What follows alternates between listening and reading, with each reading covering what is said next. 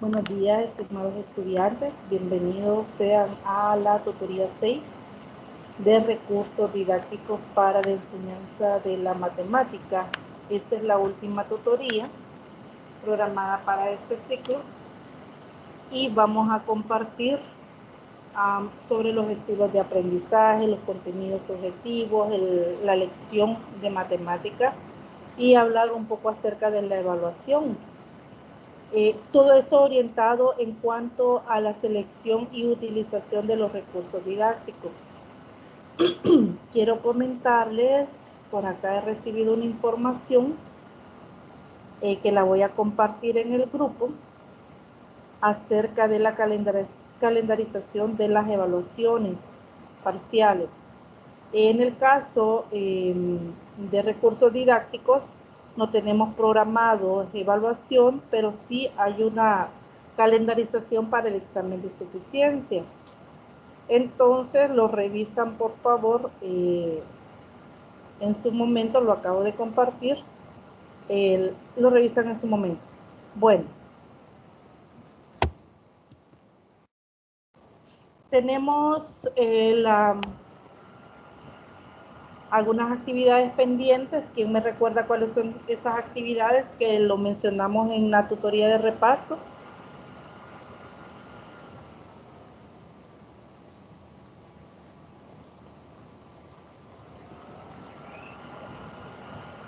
Están las preguntas de esta tutoría que vamos a entregar. Y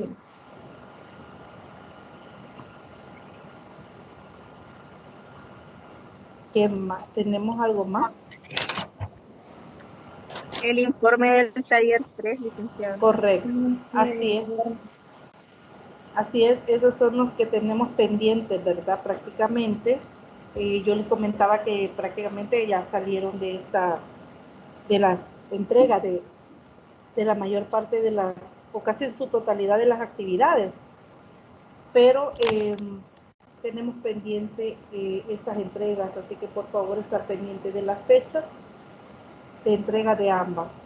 Bueno, quiero compartir un poco acerca de las teorías sobre currículum y las teorías sobre aprendizaje. En cuanto a las teorías sobre currículum, podemos decir que estas teorías condicionan la selección y mediación de los recursos y medios. La literatura sobre el tema distingue principalmente tres tipos de teorías. El primero, de acuerdo a Kemis, que es la teoría técnica, él considera a la sociedad y a la cultura como una trama externa a la escolarización y al currículum. En esta teoría, un grupo, usualmente político, define qué se estudia y qué tipo de sociedad y de personas se requiere. Los docentes y en general las comunidades no tienen opinión sobre las decisiones curriculares. Cuando se refiere a esta teoría técnica, es la que podemos observar en la currícula nacional. Son los expertos, los especialistas, los que lo elaboran este currículo a partir de las decisiones, ¿verdad?, que toman, tomando en cuenta estos grupos, ¿verdad?, de personas o el grupo de sociedad a la cual va dirigido el proceso de educación. En este currículo también podemos observar los intereses políticos y de ahí las políticas educativas. Y entonces en esta parte los docentes y en general las comunidades no opinamos, es decir, las recibimos, las aceptamos y las tomamos como base o guía para la elaboración de nuestro planeamiento didáctico, y de ahí, como van involucrados los recursos y los medios y los recursos, estos están determinados por este tipo de currículum. También donde podemos observar en cuanto a las decisiones que tomamos, en cuanto a qué medios y recursos utilizar, está en la teoría práctica. Acá las personas que estamos involucrados en el proceso de educación tomamos un papel más protagónico, más dinámico, y cada uno asume cuáles son los medios, los recursos que se van a utilizar. Ahora, asume, dice que cada quien en su entorno va a tener actuaciones correctas. Además, los seres humanos se forman con altos niveles de conciencia y sus actuaciones están encausadas dentro de una ética que busca el bien común. Es decir, que todos los miembros de la comunidad toman o participan de una manera más activa, toman decisiones, de tal manera que siempre se busque la formación de seres humanos, como dice la teoría, con altos niveles de conciencia. Está también la teoría crítica. En esta teoría toma en cuenta que las estructuras sociales no son equitativas. En tal sentido, se deben de estudiar las deformaciones de las condiciones de vida operantes en el entorno para modificarlas y llevar mayor equidad a la sociedad. Uno de los objetivos de la teoría crítica consiste en que distintos sectores de la sociedad pueden mejorar sus condiciones de vida por medio de la educación. En otras palabras, esta teoría crítica reconoce reconoce uno que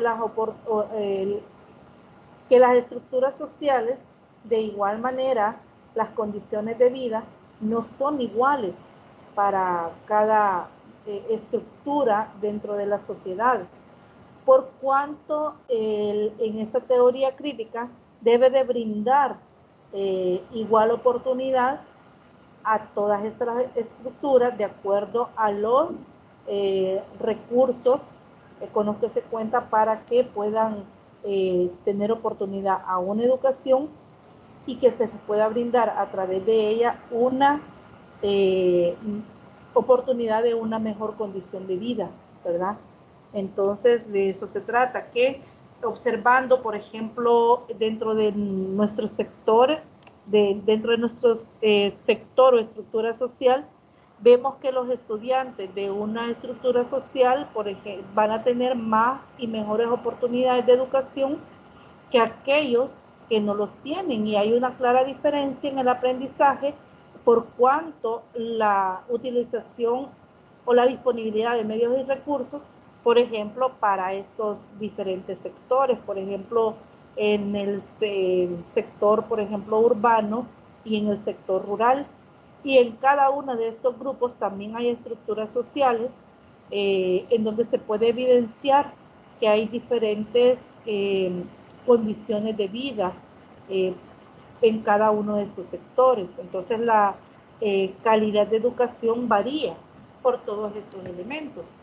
En cuanto a la teoría sobre aprendizaje, hemos oído mencionar la teoría del aprendizaje significativo de David Ausubel, y este la formuló a mediados del siglo XX y que hoy en día no ha perdido vigencia. De hecho, cuando hablamos de diseñar actividades de aprendizaje, hablamos de diseñar actividades de tal manera que el aprendizaje sea significativo para el estudiante.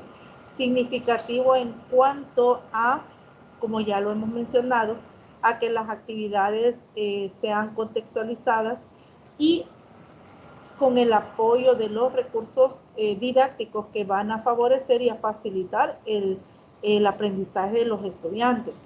La teoría es muy amplia, sin embargo, en lo que se refiere a los medios, recursos y su mediación, plantea que estos deben tener significado lógico, o sea, que se relacionen con la estructura cognitiva previa del estudiante.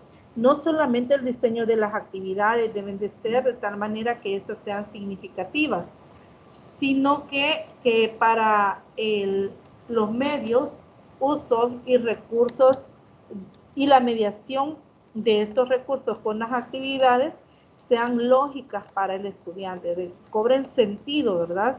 Que sean útil y funcional para el estudiante de tal manera que genere el interés en el aprendizaje de la matemática concretamente.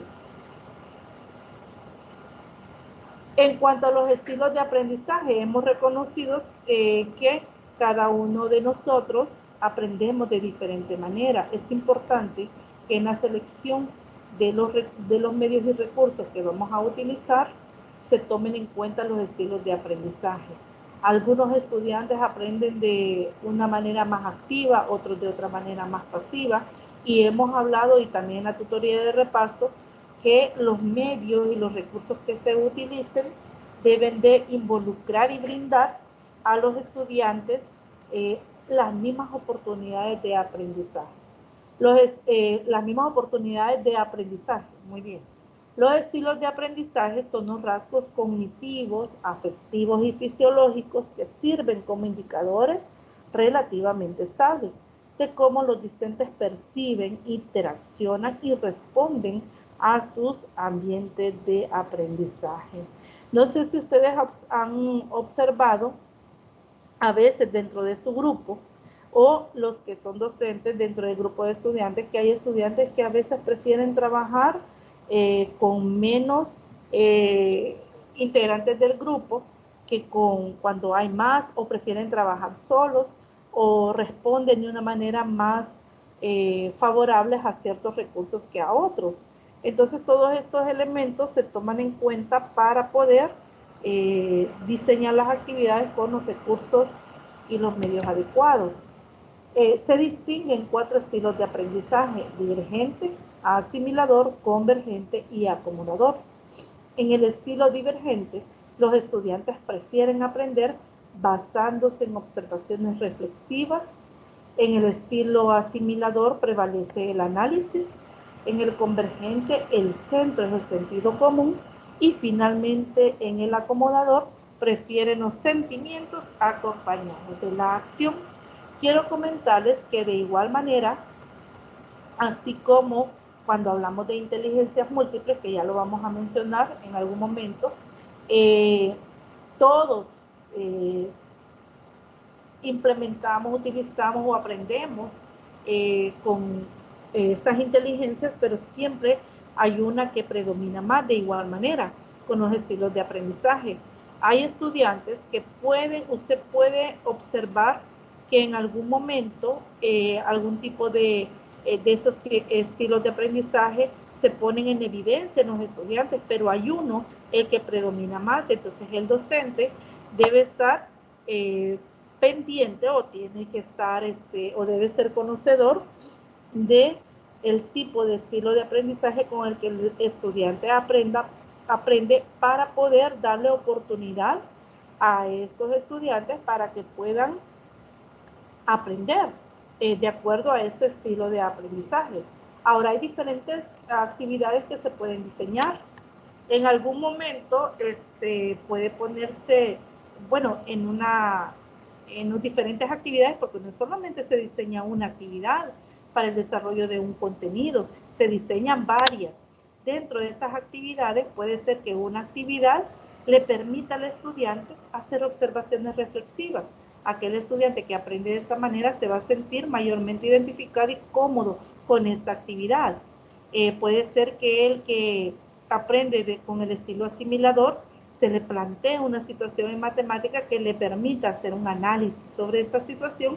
Entonces el estudiante que aprende de esta manera se va a sentir más cómodo y va a responder de una manera más favorable, y así para los otros estilos de aprendizaje. Entonces los cuatro estilos de aprendizaje se pueden poner de manifiesto o se le puede dar oportunidad al estudiante en cada una de las actividades. En otras palabras, las actividades deben de ser diversas. La zona de desarrollo próximo es otro de los conceptos o términos que se ocupa mucho en el enfoque constructivista y propuesto por Vygotsky. En cuanto a, bueno, y esta teoría, este concepto teoría sirve de base también para la selección y mediación de los recursos. En esta teoría cobra importancia el concepto de zona de desarrollo potencial o zona de desarrollo próximo, y lo entendemos como la diferencia entre las actividades que realiza el estudiante limitado a sus propias fuerzas y las actividades cuando actúa con colaboración y asistencia. Se define entonces como esta diferencia, ¿verdad? O esa, digamos, espacio en cuanto al aprendizaje cuando el estudiante desarrolla actividades con ayuda de otros o el apoyo del docente o compañeros y cuando éste lo hace de manera independiente. Bien, ¿hay algún comentario o pregunta hasta acá?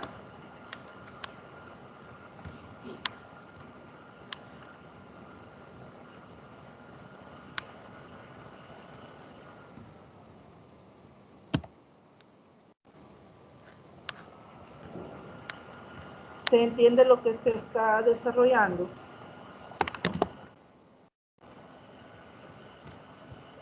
Sí, se entiende. Muchas gracias, Rosita.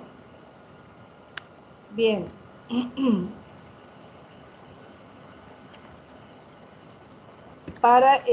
Continuamos. Por ejemplo, tenemos un material que es lo que vemos reflejado en o lo podemos ver en esta lámina.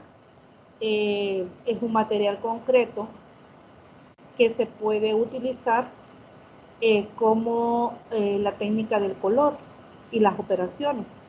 Esto es muy parecido a lo que nosotros hemos utilizado como el Algeblox, con el Algeblox, independientemente del término que puede estar representado en la pieza del Algeblox, se utilizan diferentes dos colores, uno que representa la parte positiva y la otra que representa la parte negativa. De igual manera se utiliza este recurso. Con la técnica del color, las operaciones con números enteros, y fíjese que esto está limitado también a las operaciones con números enteros, o sea, concretamente para este tipo de operaciones. Y se conoce que algunos estudiantes no tienen facilidad en el estudio del tema. Entonces, sería conveniente que solo las actividades correspondientes a la suma se realicen de forma individual. En otras palabras, identificado que en los estudiantes hay dificultad para poder utilizar este recurso, entonces es preferible o recomendable que la operación suma el estudiante lo pueda trabajar de forma individual y pueda trabajar las otras operaciones de forma grupal. Por ejemplo, si se cuenta con fichas y se asume el color negro para los números negativos y el blanco para los números positivos, se esperaría que todo estudiante de la clase pueda aprender que 1 más menos 2 es igual a menos 1 y se comprenda la neutralización de una ficha negra con una blanca, es lo que explicaba hace un momento. Es cuando una ficha negra, por ejemplo, anula o neutraliza a una blanca o viceversa, de tal manera que el color de la ficha que queda nos está, bueno, y el número de fichas que queda y el color nos está indicando la respuesta. En este caso, se utiliza dos fichas negras para representar la cantidad negativa y una blanca para representar la cantidad positiva, de tal manera que quede una ficha negra y nos está indicando que es una y el color es negro, entonces nos indica que la respuesta es menos 1. Para estudiar la resta de números enteros y que el estudiante pueda interiorizar, fíjese la palabra importante, interiorizar, no aprender, no memorizar, sino que él pueda comprender e interiorizar sus algoritmos, no como, y la interiorización no es la aplicación mecánica de estos algoritmos, sino la aplicación de una manera comprensiva de estas algoritmos para poder realizar estas operaciones. Por ejemplo, 1 menos 2 es igual a 3, en donde involucra comprender conceptos como que restar significa sumar el opuesto, entendiéndose que el opuesto de una ficha negra es una blanca. Por ejemplo, y aquí está representado, de acuerdo a la operación, tenemos dos cantidades, 1 y menos 2, que es lo que usted puede observar en las fichas que están en la parte superior. Pero ¿qué significa sumar 1 menos menos 2? Es que a 1 le vamos a sumar el opuesto de menos 2. Esto implica un cambio en el color de las fichas, de manera que ahora todas las fichas son blancas. En otras palabras, positivas. La actividad puede realizarse en equipos conformados por el docente, donde en cada grupo exista al menos un estudiante con facilidades en el estudio del tema. Observe usted entonces que aquí hay dos consideraciones. Uno, qué operaciones puede realizar el estudiante de forma individual de manera que sea fácil para él realizarla, y la otra la resta, porque la resta ya lleva un nivel de dificultad. Uno, en cuanto a cómo operar un número positivo con un número negativo, y la otra, cómo interpretar esta operación menos menos 2. Una mediación como la anterior no solo conlleva la aplicación de la teoría, sino que también se promueven aspectos como la confianza en el estudiante y la cooperación grupal. Observe usted que en matemática, para este tipo de operaciones, en la medida que estos se van haciendo cada vez más complejas, el estudiante puede mostrar una apatía o el estrés que pueda provocar esta situación, ya que al no poderla resolver o no entender qué hacer, puede generar en él enojo, frustración y el desinterés en la participación de estas actividades. El norteamericano Howard Gardner plantea también la teoría de las inteligencias múltiples. Estas son, bueno, reconocidas en la mayoría como 7 inteligencias múltiples, pero hay una octava que es la inteligencia naturalista, que también se incorporan dentro de estos 7 tipos de inteligencia. Tenemos entre ellas la lingüística, la lógico-matemática, la espacial, la kinestésica o corporal, está la musical, interpersonal y la intrapersonal, que son de las diferentes inteligencias múltiples. Para el desarrollo de la lección de matemática existen numerosos enfoques, pero entre ellos se destacan dos: el que se enfoca en el desarrollo de los contenidos y el que se centra en el estudiante. De acuerdo al enfoque que se seleccione, este determinará las actividades de mediación que se van a diseñar, por tanto, los medios y recursos que vamos a seleccionar. Por ejemplo, si el docente decide diseñar su planeamiento didáctico en el enfoque de desarrollo de contenidos, este tiende fundamentalmente al conocimiento. Ahí es donde se le pone el enfoque o el esfuerzo al desarrollo del conocimiento. Los hechos, también las metodologías y las técnicas están o deben de ir de acuerdo a este tipo de enfoque, donde el cumplimiento de los objetivos y contenidos definidos sean primordial. Usualmente, el estudiante mantiene un rol pasivo y el proceso de enseñanza se centra en el docente, considerándose este como instructor. ¿Cómo interpreta usted? Hago esta pregunta a alguien que me pueda comentar que cómo se puede o cómo se puede poner de manifiesto este enfoque de desarrollo de contenidos en el aula. ¿Cómo se puede poner en evidencia que este es el enfoque que el docente ha optado?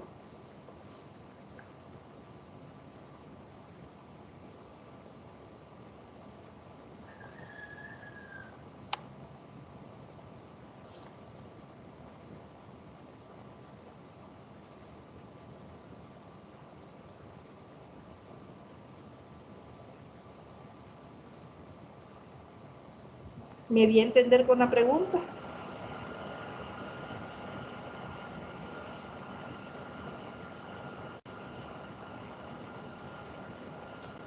Sí, solo que por ahí estamos pensando, analizando cómo poder hacer ese desarrollo.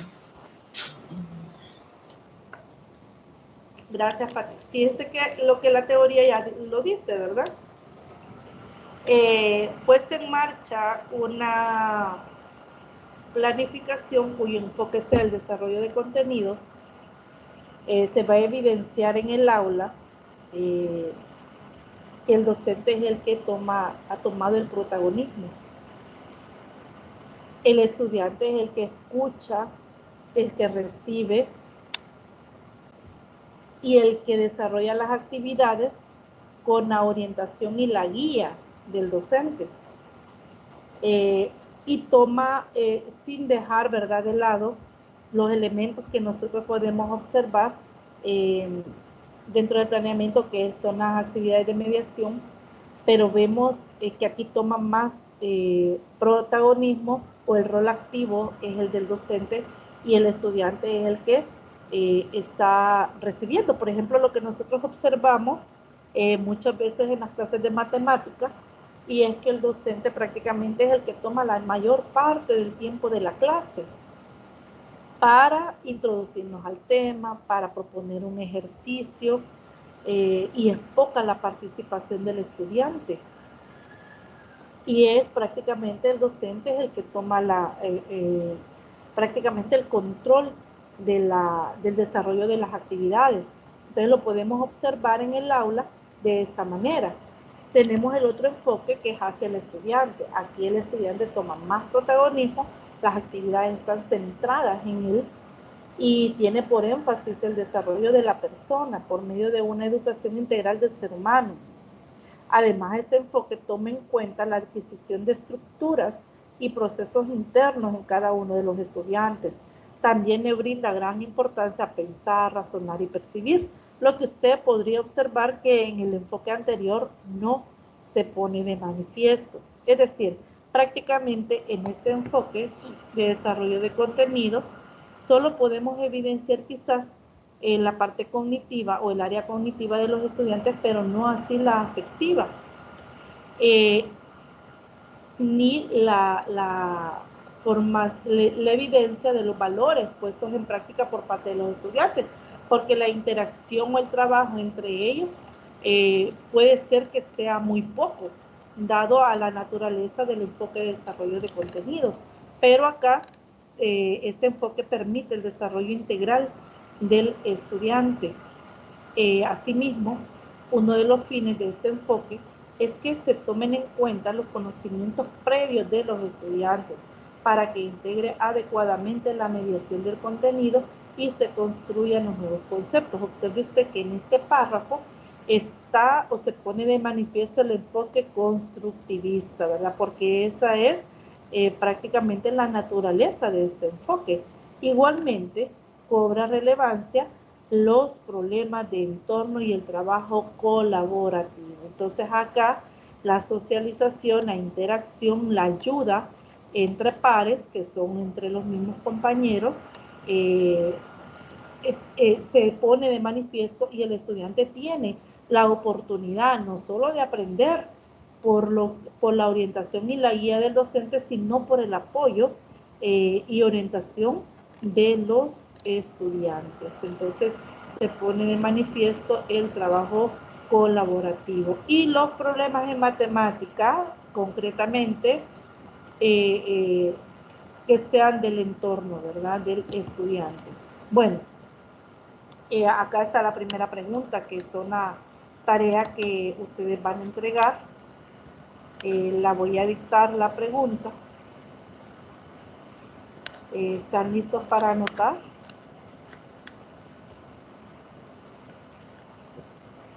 Sí, estamos listos, Liz. Muy bien, gracias. La primera pregunta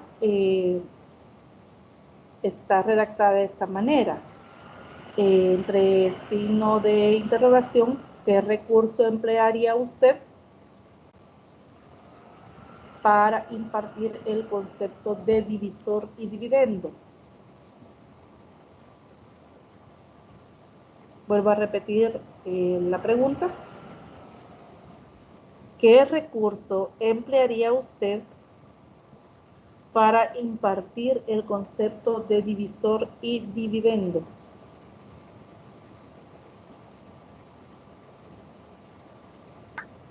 Repítala, disculpe, licenciada. ¿Qué No termina recurso, más tarde. qué recurso emplearía usted para impartir el concepto de divisor y dividendo? Fíjese que, y para esta la respuesta de esta pregunta, lea los materiales que hemos, quizás como punto de partida, los materiales que hemos estudiado en las unidades anteriores, donde se le plantea la variedad de recursos didácticos, o usted puede proponer uno que no son los materiales que usted conozca, que vaya mucho más allá del uso de la pizarra, del uso del plumón, sino que sean recursos que puedan elaborarse y puedan manipularse, o los pueda manipular el estudiante.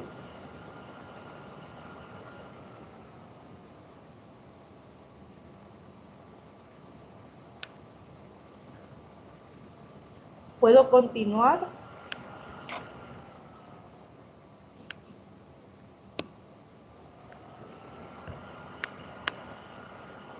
Sí, Lick. De hecho, ya puse la pregunta ahí en el mensaje por si los compañeros todavía les falta. Sí, muchas gracias, Pati, ya me fijo. Gracias por tu apoyo. Bien. Hablando de objetivos y contenidos, ¿cómo relacionar los objetivos y contenidos en cuanto a la selección de los recursos didácticos? Los objetivos y contenidos a desarrollar también inciden en el tipo de recursos o medios que se utilizan. Sin embargo, con una adecuada mediación, el empleo de estos últimos puede ser diverso y extenderse a distintas áreas de la matemática. Fíjate lo que mencionaba hace un momento en cuanto al diseño de objetivos. Cuando usted diseña objetivos, debe de integrar los 3 tipos de contenidos, y los conceptuales, procedimentales y actitudinales. Pero para la selección de los recursos, los medios, tomamos bastante énfasis los contenidos conceptuales y los procedimentales. Eso nos permitirá decidir con qué recursos vamos a trabajar y cómo los vamos a trabajar, porque podemos utilizar un recurso, pero la actividad misma me va a indicar qué actividad va a desarrollar el estudiante con el uso de este recurso, y debe de reflejar, por ejemplo, la comprensión de un concepto. Pero también con el mismo recurso puedo diseñar actividades que le permitan al estudiante comprender los procesos. Entonces, la propuesta de la actividad con un mismo recurso nos puede llevar a diferentes intenciones de aprendizaje. Ahora, debemos de utilizar diferentes recursos didácticos, no ubicarnos con uno solo, ni ocupar el mismo. Los estudiantes se aburren, y en la tutoría de repaso lo discutíamos y hablábamos un poco acerca de esto, que la metodología para el desarrollo de los contenidos didácticos en matemática es unificado para todos los niveles y en todo el país. Es la misma metodología, porque se parte de la propuesta del problema hasta la resolución de los ejercicios, y es la misma metodología todos los días. Entonces, hablamos acerca de la autonomía que tenemos los docentes en cuanto hasta dónde se pueda, de poderles variar un poco, ¿verdad?, el diseño de la clase a los estudiantes, de tal manera que sea diferente para ellos, ¿verdad?, brindarles otros recursos didácticos para que ellos puedan aprender y hacer una forma en la clase un poco más interesante, más dinámica, diferente, porque los estudiantes ya conocen, ¿verdad?, cómo vamos a iniciar y cómo vamos a finalizar esta clase, de acuerdo al plan pizarra. La pizarra y el libro son recursos que apoyan la mediación de cualquier objetivo o contenido. Por ejemplo, uno de los recursos o técnicas que podemos ocupar es el doblado de papel, el portasegmentos y la regla y compás. Estos se asocian a objetivos de geometría. Se adecúan bastante cuando se necesita la comprobación de teoremas o la demostración de propiedades con objetos geométricos. Observe lo importante: comprobación de teoremas o demostración de propiedades.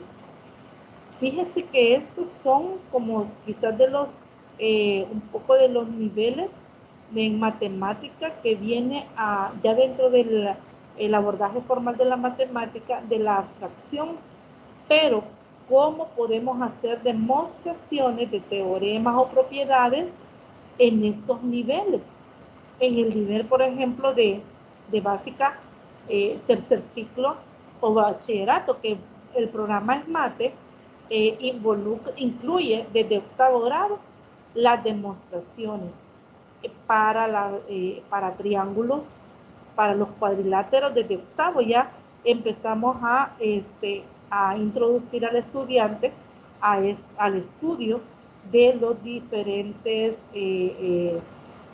problemas en geometría a través de la demostración.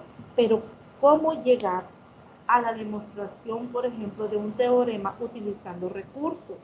Tenemos el uso del papel.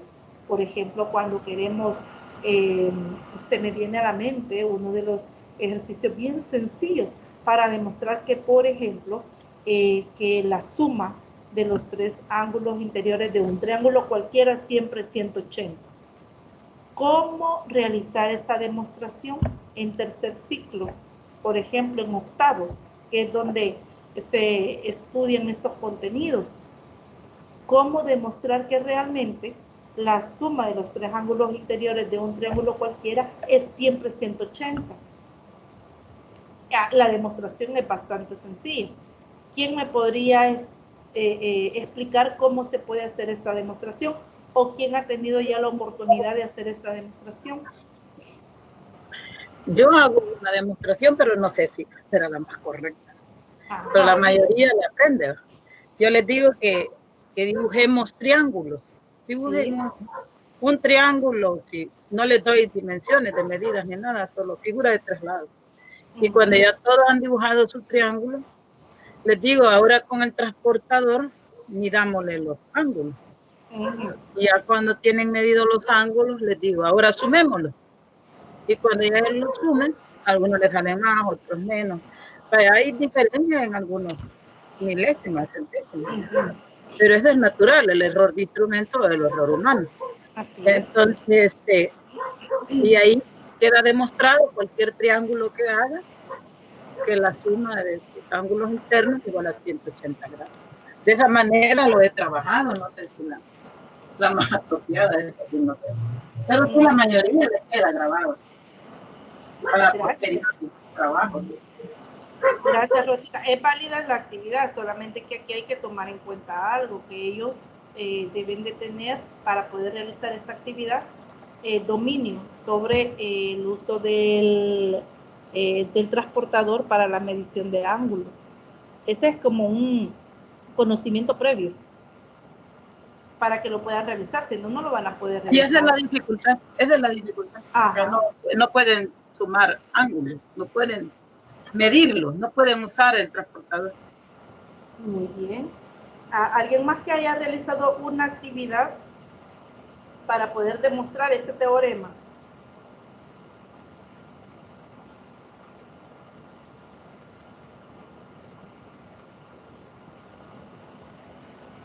Que la suma de los tres ángulos interiores de un triángulo cualquiera, como Rosita decía, yo lo pongo que dibuje en triángulos, no se le... Cuando dice dibuje el triángulo que usted quiera, se le está dando la libertad que lo dibuje como quiera, del tamaño que quiera. Fíjese que hay otro parecido al que Rosita está planteando, y es que también el estudiante dibuja un triángulo, el que él quiera, con las medidas que él quiera, pero no se ocupa transportador, sino lo que se hace es que se trazan línea paralela a uno de los lados, de tal manera que estas líneas paralelas puedan quedar bastante cerca del vértice del triángulo, y se trazan estas líneas de tal manera que nos permita cortar, digamos, la punta de cada triángulo, o sea, que el ángulo que se ha formado con esta línea que se traza se forma un triángulo pequeño y lo recortamos estas 3 puntas, y el estudiante con estas 3 piecitas, que son prácticamente los ángulos que los ha recortado, que le quedó en forma de triángulo, un triángulo muy pequeño, los 3 él los ubica de tal manera que sea como un rompecabezas de 3 piezas, de tal manera que la ubicación de ellos 3 coincida o queden perfectamente uno a continuación del otro, y al ponerlo de la manera adecuada van a observar que ellos forman, la unión de estos 3 forman un ángulo de 180 grados. Y se los dejaría quizás de tarea para que puedan observar cómo hacer esta demostración. La ventaja con este tipo de demostración es que no van a ocupar transportador, no es necesario medir los ángulos, sino que de una manera mucho más sencilla lo puedan realizar. Pero así, por ejemplo, para el teorema de Pitágoras también hay diferentes formas de cómo demostrar este teorema. Entonces aquí observe que se pone de manifiesto la ventaja del uso de estos recursos para poder hacer este tipo de actividades que son bastante abstractas y complejas, porque ya el abordaje formal de un teorema requiere del conocimiento y el dominio de conceptos, definiciones, propiedades. Bueno, avanzamos un poco más, y es que el geoplano y el tangrama son recursos de gran versatilidad, es decir, tienen diferentes utilidades. Su uso se dirige a objetos geométricos donde se manipulen lados, ángulos, vértices y regiones poligonales. También estos recursos permiten la rotación de figuras, el cálculo de áreas y perímetros de las figuras geométricas. Ya pudimos ocupar con el geoplano cuadrangular las transformaciones que hicimos con las figuras, ¿verdad? Entonces tiene bastante utilidad, no solamente el cálculo de área y perímetro, sino que también el estudio de las transformaciones. La calculadora, por su parte, es un recurso que se puede aplicar a diversos objetivos y contenidos. Su uso se puede enmarcar como una herramienta de cálculo cuando el estudiante adquiere el dominio de conceptos y procesos donde solo la necesita para cálculos finales. Aquí vamos a tomar en cuenta 2 cosas. Uno, no se le puede, bueno, desde tercer ciclo, quizás desde noveno, ya debemos de familiarizar al estudiante con el uso de la calculadora. Uno, porque va a llegar a bachillerato y el uso de la calculadora es más frecuente. Otro, porque hay, por ejemplo, en estadística, se pueden hacer cálculos con la calculadora de una manera, como programar la calculadora, de tal manera que pueda obtener la media aritmética, la desviación estándar, la varianza, con la calculadora. Pero esto es posible, el uso de la calculadora, cuando, dice, el dominio de los conceptos y los procesos sean adquiridos por parte del estudiante. ¿Qué quiere decir? Que si estoy pidiéndole al estudiante que calcule la media aritmética a partir de la utilización de la fórmula, puede ocupar la calculadora para hacer sumas o para la división, que no es el objetivo en la evaluación de la división, sino la obtención de la media aritmética.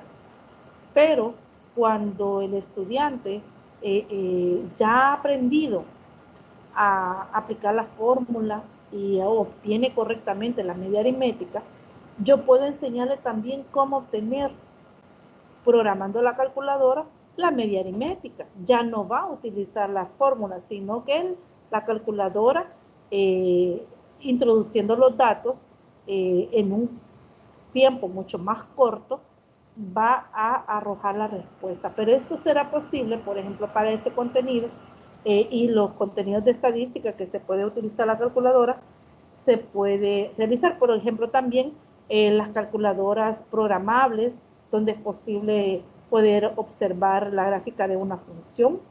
El estudiante va a poder hacer uso de esta calculadora para ese fin cuando él ya pueda graficar manualmente, obtener la gráfica de una función. Una calculadora graficadora se podrá emplear en el estudio de las propiedades de las gráficas de diversos tipos de funciones. Por ejemplo, en la función cuadrática, el estudiante podrá identificar elementos como concavidad, intersecciones, los ejes, vértices, máximos, mínimos y ejes de simetría. Le voy a agregar a esto, fíjense que con la calculadora también, o los programas como GeoGebra, podemos experimentar con el estudiante.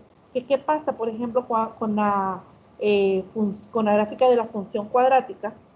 Cuando el coeficiente del término cuadrático se hace cada vez más grande, o qué pasa cuando este coeficiente tiende a cero, qué es lo que ocurre con la amplitud de esta gráfica. Entonces, variando el término del coeficiente del término cuadrático, se puede observar qué es lo que ocurre con con el comportamiento de esta gráfica, y además de forma visual puede observar estos elementos. Veamos. El rotafolio se puede utilizar para la presentación de contenidos al estudiante en forma secuencial, y con el franelógrafo los estudiantes podrán mover los objetos, tal y como se mostró en el capítulo 2, que es lo que ya habíamos estudiado, sobre la demostración del teorema de Pitágoras. La pizarra mural se adapta a diversos objetivos y contenidos. Se podrá utilizar para que los estudiantes se expresen en relación con el tema que se desarrolla en clase. Por ejemplo, si el tema de estudio es simetría, en la pizarra se pueden incluir figuras simétricas de diferentes tipos. Observe usted la pizarra mural como un recurso. Puede el docente elaborar o presentar diferentes figuras y mostrarle al estudiante los diferentes ejemplos, identificar el eje de simetría y qué parte es simétrico a qué parte, etcétera. Entonces tenemos la pizarra mural como un ejemplo para el estudio de la simetría. Bueno, oigo que están escribiendo algunos mensajes y hay preguntas respecto a esto, jóvenes.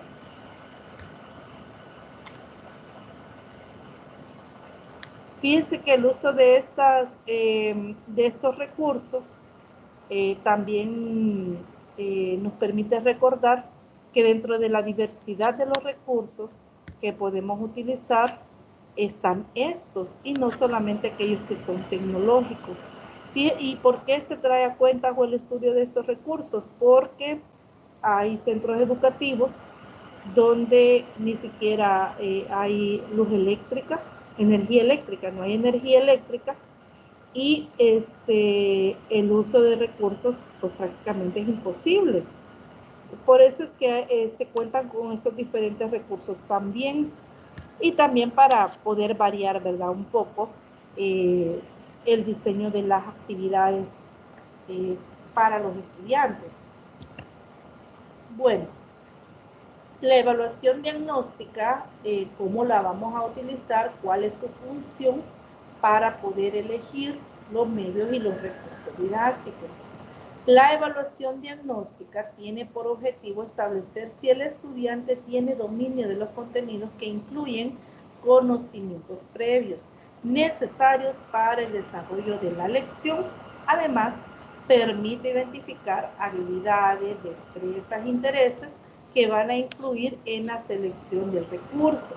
Aquí es donde hacemos prácticamente también partimos del diagnóstico que se ha realizado anteriormente o premeditadamente, porque Este nos va a permitir identificar cuáles son los gustos, los intereses del estudiante, los estilos de aprendizaje para poder diseñar las actividades y poder seleccionar, como ya lo había mencionado hace un momento, los medios y recursos más adecuados.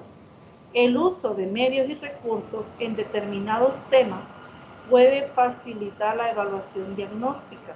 Para ello se requiere de creatividad por parte del docente en la selección del medio recurso y en la mediación del contenido. En otras palabras, para poder llevar a cabo esta parte de iniciación o el primer momento de la clase, que son la evaluación diagnóstica, es necesario que el docente diseñe actividades, y en el diseño de actividades va a tener que posiblemente utilizar recursos didácticos. Estos recursos didácticos entonces va a apoyar al docente en esta tarea. El uso de estos recursos didácticos nos va a permitir poder determinar cuáles son los conocimientos previos, si el estudiante posee los conocimientos previos que se requiere para el estudio del nuevo contenido. Entonces, el uso de los recursos didácticos no solamente se puede poner de manifiesto, se pueden incluir en las actividades de mediación que en el desarrollo, que es el segundo momento de la clase, sino que también desde un inicio para poder realizar esta tarea de la evaluación diagnóstica. Por ejemplo, si se estudian áreas de figuras planas y se desea conocer si el estudiante puede identificarlas, esto como conocimientos previos, se podría utilizar un rotafolio como el que se muestra la figura, en donde el estudiante va a tener la oportunidad de mover los franelógrafos y agrupar el nombre con la figura. Fíjese que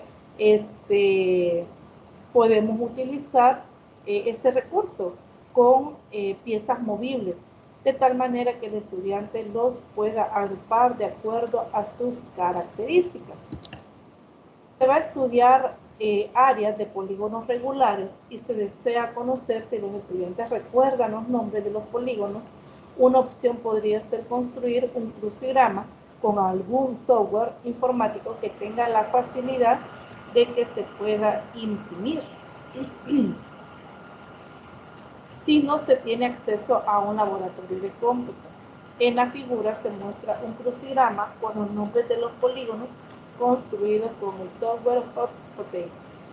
Observe usted que tenemos también este recurso que podemos nosotros utilizar para poder realizar esta actividad. Observe usted que acá estos recursos, como decía, se adaptan y son de mucha utilidad para aquellos centros escolares o centros educativos donde no se cuenta con los recursos tecnológicos. Por otro lado, la evaluación diagnóstica también le permite al docente obtener información sobre si son suficientes los medios y recursos seleccionados para mediar el tema o necesita ampliarlos y realizar otro tipo de mediación. Considera el siguiente ejemplo. Si se va a comenzar con el tema de ángulos en la circunferencia, entonces es necesario que los estudiantes dominen conceptos básicos como circunferencia, círculo, radio, diámetro, recta tangente, recta secante y cuerda. En la tarea de seleccionar los medios, recursos y la mediación, el docente debe de estar siempre valorando y equilibrando aspectos favorables y desfavorables, y sobre todo evaluando si la situación de aprendizaje diseñada les permitirá a los estudiantes asimilar los conceptos estudiados. En otras palabras, para poder determinar si el medio recurso que hemos seleccionado es favorable, es necesario estar observando, estar monitoreando el trabajo de los estudiantes, porque solo así podemos determinar si los recursos han sido favorables o no, o cómo podemos modificar la actividad de tal manera que permita la asimilación y el aprendizaje de los conceptos. Entonces, la evaluación permite también, dentro de la evaluación del proceso, poder evaluar también la selección del recurso. La pregunta.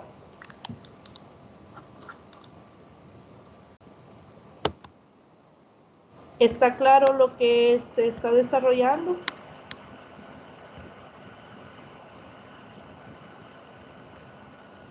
Sí, está claro, Lick.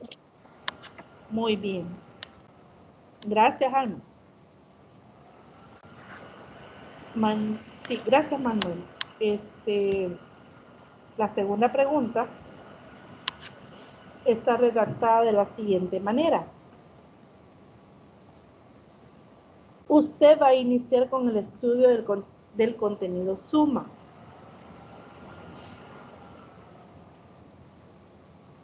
Repito, usted va a iniciar con el estudio del contenido suma.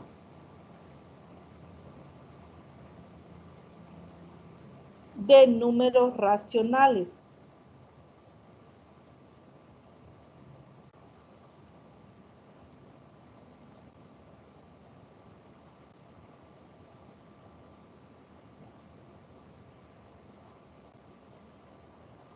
Y debe diagnosticar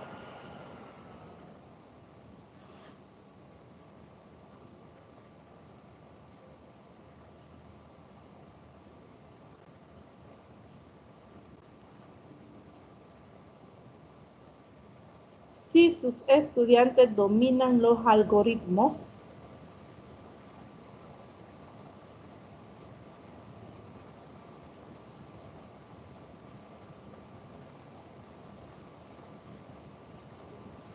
para sumar números enteros.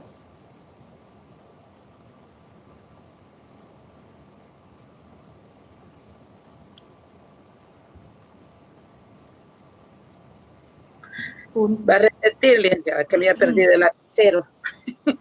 Sí, solo termino de dictar la pregunta. Sí. Entre signo de interrogación, ¿qué medio o recurso y mediación utilizaría? O recurso. O qué medio o recurso y mediación. Y mediación utilizaría, o sea, cómo mediar, cómo este recurso va a mediar en esta actividad o cómo lo va a utilizar. Bueno, vuelvo a repetir. Vuelvo a dictar la pregunta. Sí. Usted va a iniciar con el estudio del contenido suma de números racionales. Contenido suma. De números racionales. Y debe diagnosticar si sus estudiantes dominan. Diagnosticar. Si sus estudiantes dominan.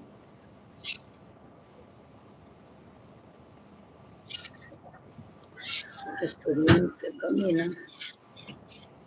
Los algoritmos. Los algoritmos. Para sumar números enteros.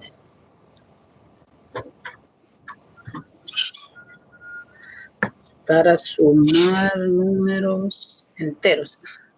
Uh-huh. Y decía entre signo de interrogación qué medio o recurso y mediación utilizaría. Excelente. Bueno, aquí la clave de esta situación es qué mediación o recurso y cómo va a mediar este recurso para diagnosticar si mis estudiantes dominan los algoritmos para sumar números enteros, ya que vamos a iniciar el contenido de suma de números racionales, pero necesitamos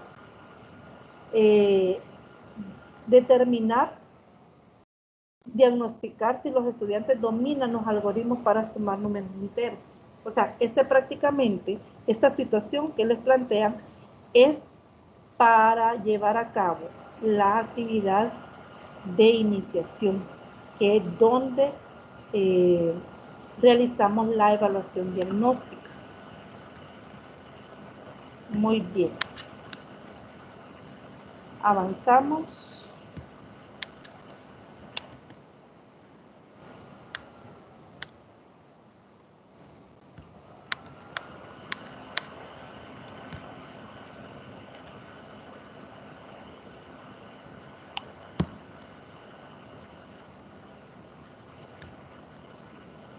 Bien, hablemos un poco sobre los estudiantes y los docentes en el aula de clases. En cuanto a los estudiantes, para incorporar determinado medio o recurso a la mediación del contenido, es importante que el docente conozca a los estudiantes de su clase. Esto a través de la evaluación diagnóstica o el diagnóstico que se hace. Aspectos como el tiempo que emplean en realizar las actividades, el desarrollo genético o el desarrollo emocional, pueden facilitar información para que les favorezca o no el empleo de un medio o recurso. Fíjese que a veces la utilización de un medio o recurso requiere de un tiempo y puede ser a veces más tiempo del que nosotros consideramos. Entonces, o creemos que van a utilizarlo o van a ocupar los estudiantes. Por eso es necesario que cuando ellos estén realizando las actividades, es importante identificar cuánto tiempo ellos necesitan para realizar las actividades. También las habilidades psicomotoras o motrices también es importante porque hay materiales que requieren la habilidad en la manipulación. Hay piezas a veces muy pequeñas que puede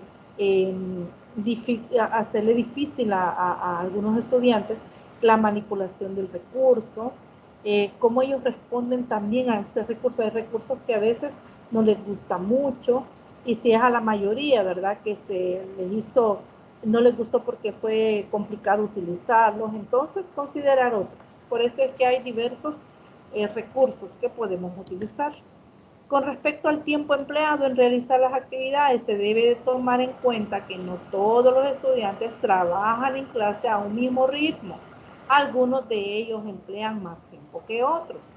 El docente debe adecuar su mediación de manera que beneficien a todos los estudiantes de la clase, especialmente a los que emplean más tiempo en terminar las actividades. Pero aquí hay dos cosas importantes. Debemos, número uno, dar oportunidad a todos los estudiantes para que puedan participar y desarrollar las actividades independientemente del tiempo que se requiera. Ahora bien, usted me dirá, mire, pero hay una jornada, hay un tiempo que corresponde a ese contenido. Sí, pero entonces ahí vamos a seleccionar muy bien las actividades que vamos a desarrollar y la gradualidad o complejidad de la actividad por el tiempo. Número dos, ¿qué pasa con aquellos estudiantes que terminan rápido y que son aventajados? Bueno, el estudiante no lo va a tener, el docente no lo va a tener desocupado, porque le va a generar problemas y va a distraer a los que aún están trabajando. Entonces, para aquellos estudiantes que requieren de más tiempo para terminar las actividades, se les debe dar la oportunidad, pero también para los estudiantes aventajados que rápido terminan las actividades porque tienen esa ventaja y habilidades, el docente debe de preparar actividades que a este estudiante le permitan profundizar el contenido que se está desarrollando, las actividades o actividades más complejas dentro de estas actividades, o puede también pedirle el apoyo para que apoye a aquellos estudiantes que aún están trabajando. Entonces, no es que lo vamos a tener desocupados, como decía, porque en algún momento le va a generar problemas, va a distraerse, va a poner inquieto. Entonces, es necesario también diseñar actividades para aquellos estudiantes que sabemos que van a terminar en menos tiempo que el resto de los estudiantes. Respecto a los estudiantes que emplean menos tiempo en realizar las actividades, se les puede asignar retos adicionales, lo que acabo de mencionar, en los cuales profundicen conocimientos sobre el tema. Por ejemplo, si se está estudiando el número irracional, se podría suponer que con material concreto, mediado adecuadamente, los estudiantes comprendan la naturaleza de dicho número. Esto para los estudiantes aventajados. Para ello, se medirían diámetros y circunferencias de objetos como chapas y tapas, y luego se calcularía el cociente de las medidas entre la circunferencia y el diámetro, y finalmente se podrían presentar los resultados en tablas para discutir la aproximación del número. Observe usted que estas actividades son más complejas, por ejemplo, en relación a lo que podrían estar realizando el resto de estudiantes. Para los estudiantes que finalicen la actividad anticipadamente al tiempo establecido, además de ayudar a sus compañeros, se les puede proporcionar libros o material para que lean o investiguen algunos datos importantes alrededor de este número, los cuales podrían presentarse posteriormente en esa misma clase para comentarlos y valorarlos. Otras consideraciones para la selección del medio y el recurso son las valoraciones que realiza el docente sobre el desarrollo emocional y genético de sus estudiantes. Sobre el desarrollo emocional, se puede citar que los recursos y medios y su mediación no deben ser impuestos por el profesor. Podría ser que habilidades como el conocimiento de uno mismo, la empatía, la colaboración y el respeto no las tengan desarrollados algunos adolescentes. Es por eso que sin pérdida de autoridad, el docente tiene que ser capaz de convencer, negociar y motivar en todo momento en su clase, buscando consenso y aceptación en cada una de las actividades. En otras palabras, debe de haber democracia en cuanto a uso de los medios y recursos. Recuerde que son los estudiantes los que los van a ocupar. Si nosotros nos tomamos en cuenta los intereses, los gustos por parte de los estudiantes y también cómo los vamos a poner a trabajar, como decía, hay algunos estudiantes que no pueden trabajar en grupo, otros prefieren trabajar solos porque consideran que trabajan mejor. Todas esas consideraciones, toda esa información, el docente debe de tomarla en cuenta. Por ejemplo, yo no puedo obligar a un estudiante a que se integre a un grupo si no lo quiere hacer, si no es capaz de trabajar en grupo. ¿Por qué? Quizás no porque sea aventajado, no, quizás porque no siente confianza en él mismo, el temor a ser rechazado, el temor a equivocarse, el temor a no responder y aportar al grupo. Entonces puede ser que aunque lo persuada, aunque trate de convencerlo, integrarlo, no pueda. Entonces yo debo ser empática con este estudiante y darle la oportunidad que él trabaje solo y también apoyarle en todo momento. Y algunos estudiantes, como dice, que el respeto no parece ser que no se pone de manifiesto en ellos, o sea, no es algo que sea cualidad de algunos estudiantes. Entonces, ver de qué manera hacerlos que trabajen y que puedan tener una sana convivencia con el resto del grupo. Bueno, en cuanto al desarrollo genético, es valioso que el docente considere que el ambiente opera de manera similar a los factores hereditarios del estudiante. Si se tiene un estudiante tímido, muchas veces se aísla y la timidez se acentúa. De igual manera, se buscan recursos, medios y mediación que se adapte a esa forma de ser, sin percatarse de que necesita lo contrario para que el estudiante supere ese estado. Es importante que, para elegir el medio y los recursos, son las que tienen que ver con el conocimiento de los niveles de percepción visual y auditiva de los estudiantes, algo que ya se mencionó también y lo hemos estudiado. Si un estudiante tiene dificultad en cuanto a dificultad en la visión o en la parte auditiva, los medios y recursos deben de solventar esa situación.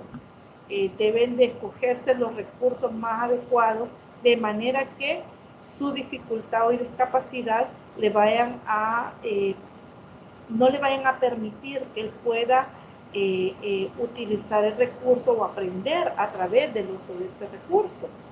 En relación a nuevas tecnologramas, se debe realizar una evaluación sobre el tiempo que se empleará para que el estudiante use adecuadamente el medio o recurso, es decir, las nuevas tecnologías. Debemos de tomar en cuenta cuánto tiempo el estudiante requiere para el uso de recursos tecnológicos. Además, también de dar, antes de ejecutar una actividad en matemática, debemos de dar una capacitación previa del uso de esos recursos. Es importante que se considere si el estudiante está o no motivado a utilizar un determinado tipo de medio o recurso, es lo que mencionaba, ¿verdad? No siempre los estudiantes van a recibir con agrado, lo van a utilizar con agrado algún recurso, entonces hay que considerar esa situación. En ese sentido, es importante la confianza que le brinde él o la docente al estudiante para expresarse. Acá hay algo fundamental y clave. El docente debe brindar la confianza al estudiante para saber escucharlo y para saber tomar en cuenta sus opiniones, tener respeto y consideración a sus sentimientos en cuanto al uso de un medio o recurso. Pero el docente debe de trabajar en todo momento en brindar esta confianza al estudiante para que en algún momento él se sienta con la libertad y muy cómodo de expresar qué es lo que él piensa o considera de ese recurso. El mejor criterio que tiene el docente para seleccionar los recursos y medios es el estudiante.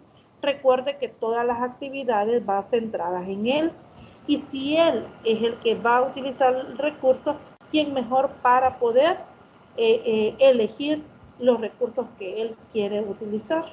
Es por ello que un diagnóstico le proporcionaría los insumos necesarios en la toma de decisiones en cuanto a la mediación de contenidos y en consecuencia en la selección de los medios y recursos apropiados. En cuanto a los docentes, ¿qué podemos mencionar?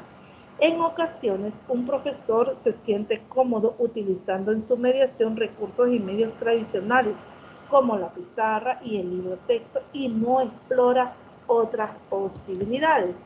El docente debe expresar su opinión favorable o desfavorable sobre el uso de un determinado recurso y con el que pueda estar o no de acuerdo. El docente no debe utilizar un recurso impuesto si no está convencido que es adecuado para sus estudiantes, pero para ello es necesario que argumente el por qué no lo hace. El docente puede o no, el docente puede o no estar de acuerdo con el uso del recurso, pero esto a través de experiencias previas.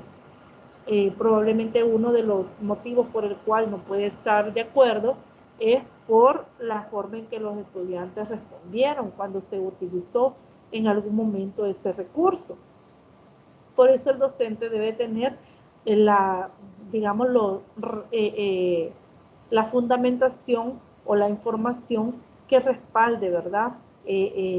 Su respuesta hacia el uso o no de un recurso didáctico. Finalmente, algunas recomendaciones en cuanto a la selección de medios y recursos.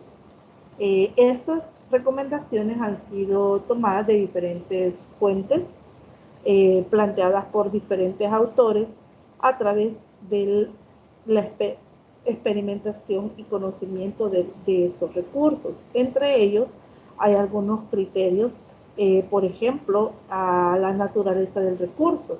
Si estos, por ejemplo, presentan textos, algunas consideraciones que se deben de tomar en cuenta es que la información debe estar ordenada en forma secuencial, desde esquina superior izquierda a la inferior derecha.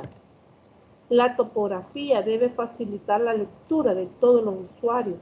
Respecto al tipo de letra, se recomienda sans serif o sin serifa. A nosotros hoy en estos momentos se ocupan en algunos textos otros tipos de letras, ¿verdad? De acuerdo a las normas APA también determina qué tipo de letras se ha de utilizar. Pero este es uno, ¿verdad? También este tipo de letra que acabo de leer facilita la lectura de los estudiantes con dislexia. El contraste entre el color del texto y el fondo debe ser adecuado. Cuando usted también redacte trabajos, no utilizar diferentes colores, solo se utiliza el color negro, no letras rojas, no letras de color rojo, ni azul, ni verde, mucho menos amarillo, ¿verdad? Esto tómelo en cuenta porque a veces nosotros elaboramos recursos para los estudiantes, alguna guía, algún resumen, que se los podemos compartirlo ahora por medio de las redes sociales, les compartimos, ¿verdad? Algún material o se los damos de forma impresa, pero también tener en cuenta esto, que si nosotros vamos a elaborar un recurso que involucre texto, tener en cuenta el tipo de letra, el tamaño, el color. La información no tiene que estar resaltada solamente con el uso del color, ya que los estudiantes con problemas visuales o daltónicos no podrán comprenderla. Si el recurso es electrónico, los formatos tienen que ser accesibles, como por ejemplo HTML o PDF, que es el que más se utiliza en los materiales que se comparten, que es PDF. Algunos comparten en Word. El problema es que algunos equipos tecnológicos como los celulares no tienen esta aplicación que permite descargar documentos en este tipo de formato. Para los estudiantes con necesidades educativas especiales, el recurso tiene que permitir que puedan acceder al documento de texto, ya sea por medio de salidas auditivas, texto parlante o a través del tacto mediante la impresión del documento en braille. Bueno, y si el recurso contiene audio, debemos de tomar en cuenta lo siguiente. Debe escucharse claramente en todo el salón de clase. Debe tener un volumen uniforme a lo largo de la grabación, es decir, que no hayan momentos de la grabación que se escuche más alto y en otros más bajo, etc. Entonces, debe tener un volumen uniforme. Si se está combinando imágenes y el audio, no está en el idioma nativo, entonces deben de aparecer los subtítulos correspondientes. Hay unos formatos también que permiten, ¿verdad?, que se haga el cambio de idioma. Si en el grupo hay estudiantes con necesidades educativas especiales, entonces se debe considerar la posibilidad de que el recurso se presente de otra forma, como el lenguaje de señas. Ahora bien, si el recurso que vamos a utilizar contiene imagen, debemos de tener cuidado en que debe transmitirse claramente el mensaje que se pretende comunicar. Es conveniente evitar fondos oscuros o muy coloreados. Deben tener una iluminación consistente y un contraste balanceado. Fíjese que respecto a esto, a veces nosotros para poder quizás dar una clase, ocupamos, por ejemplo, software, por ejemplo, el paquete PowerPoint. Pero a veces no tenemos cuidado que el tipo de letra a veces es muy claro y cuando se proyecta esa letra se vuelve mucho más clara, o los fondos muy oscuros, la letra muy pequeña. Entonces se debe tomar en cuenta todas esas consideraciones si nosotros vamos a elaborar el recurso que contiene texto y contiene imágenes. de tal manera que sea fácil la visualización de las imágenes y la lectura del texto. Debe tener, en cuanto a las imágenes, una iluminación consistente y un contraste balanceado. Deben tener alta resolución que permita precisar su contenido, incluyendo detalles mínimos que se podrían considerar importantes. Si las imágenes involucran el desarrollo de una secuencia, es conveniente que se ubiquen de izquierda a derecha. Es preferible evitar las imágenes que cuentan con una gran cantidad de colores.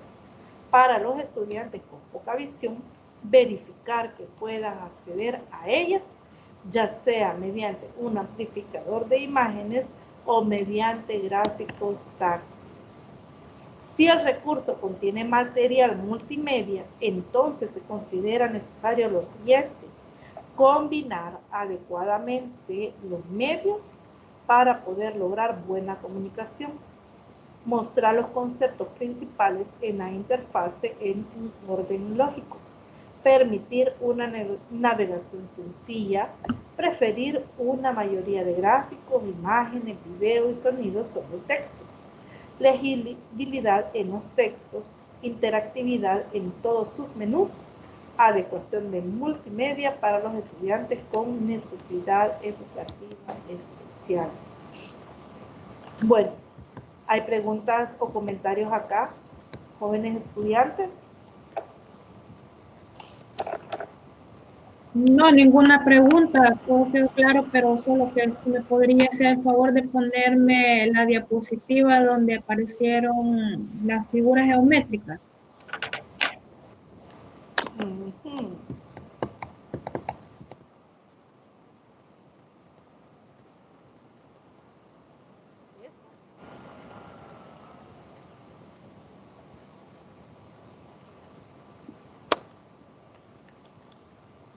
¿Es esta la diapositiva que quería? Sí, esa es, ya. Gracias. Vale. Bueno.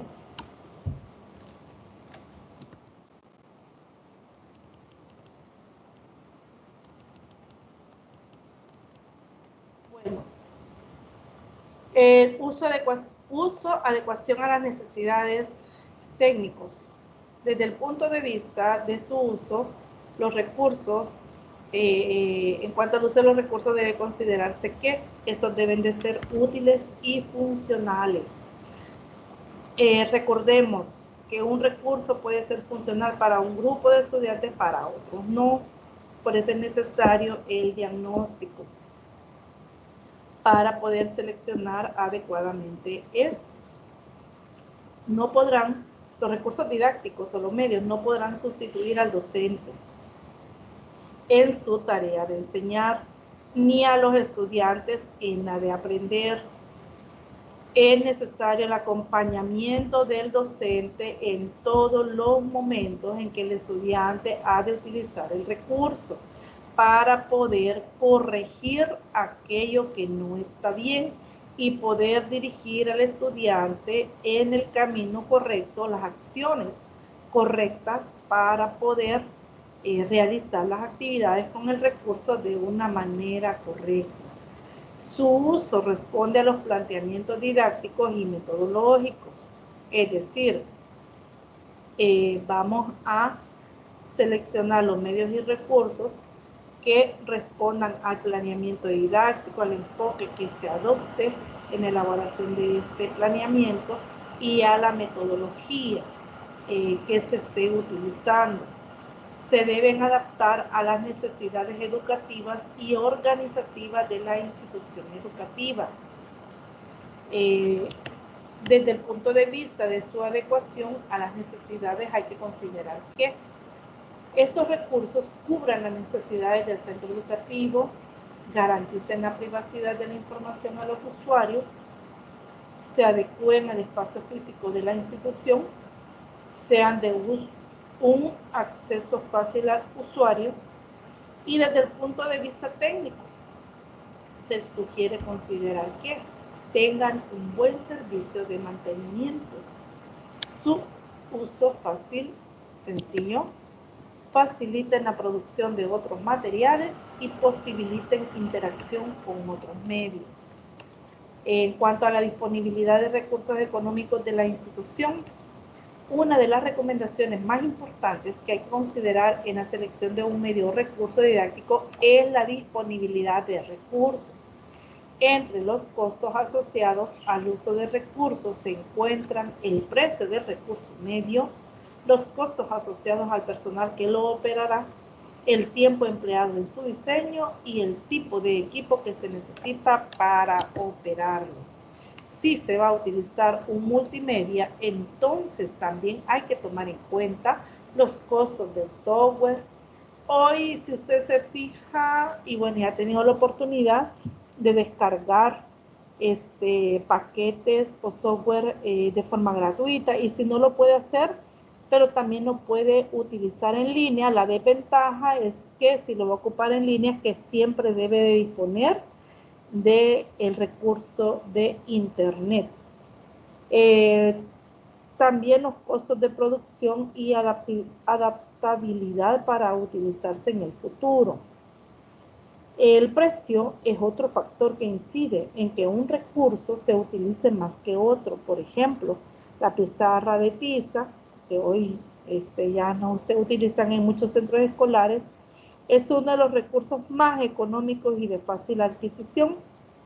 Por esta y otras razones, está presente en casi todas las instituciones educativas. El franelógrafo y el rotafolio, aunque también son utilizados, su uso en comparación con la pizarra no es tan frecuente. Su limitante es el tiempo que requiere su construcción. En general, en la elección de un medio y recurso, el costo es un factor muy importante. No solamente se tiene que valorar en términos monetarios, sino que también hay que tomar en cuenta el tiempo, el espacio físico donde se van a utilizar y su uso en el futuro. Y también diría yo, quizás agregamos, que uno de los factores también es la aceptabilidad por parte de los estudiantes en cuanto al uso del medio o recurso. Bien, ¿hay preguntas o comentarios?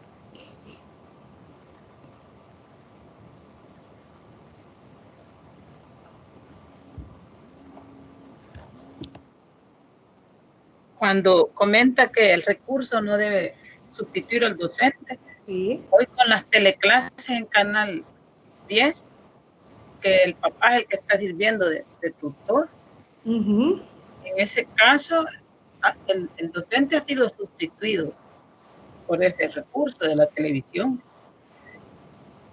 ¿o no? En cierta medida. Bueno, en el momento de la clase, pero fíjese que, digo en el momento de la clase porque recuerde que ellos después realizan sus actividades, como ellos van avanzando también con una programación para el desarrollo de los contenidos, pero el docente tiene que estar pendiente, respondiendo dudas, aclarando dudas, para poder ayudar al estudiante en la resolución de los ejercicios. Porque recuerde, como decía, que hay un programa, ¿verdad?, para el desarrollo de los contenidos. Entonces, quizá en el momento de la clase sí lo sustituye a usted y a mí, pero y por la forma en que, por la modalidad, ¿verdad?, prácticamente la clase se vuelve en el modo tradicional o bancario, porque el estudiante se lo está viendo. Pero si el docente está presente o debe estar presente en el momento en que los estudiantes realizan las tareas individuales. Como yo quizás lo enfoco del lugar donde yo vivo, ¿verdad? Vivo en el área rural, y hay casas donde solo un teléfono tienen, y son hasta 4 o 5 niños. Y ellos simplemente su clase solo es la que ven en la televisión. Y ahí algunas veces han tenido guías físicas en físico, pero a veces ellos bien alegres, vamos a ver la clase, y simplemente allí el profesor queda anulado ahí. En ese Solo el momento, recurso, solo el sí, recurso. solo el recurso. Bueno, gracias por su comentario. Ve que la realidad es diferente. Hay estudiantes que tienen más oportunidades aún dentro de esta modalidad de avanzar que otros. Bueno, ¿otro comentario o pregunta?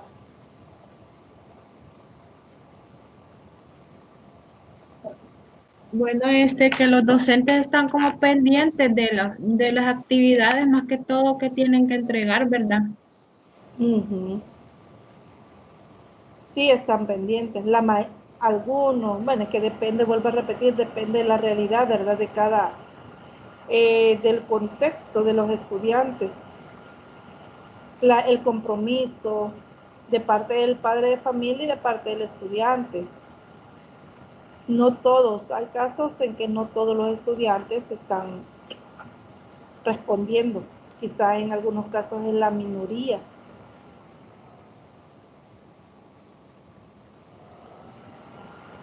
Bueno, ¿hay comentarios o preguntas? ¿Ya no? Puedo dictar No, la solo tercera decir pregunta. que siempre los sectores más vulnerables son los que se quedan más Sí, atrasados en educación. es Yo cierto. tengo un señor aquí empleado para el jardín y las plantas, y él ni teléfono tiene, y tiene 4 hijos. Ellos andan a la deriva, los niños, pobrecitos. Sí, Y, qué tremendo. sí, los sectores más vulnerables son los más, siempre los más que quedan atrasados.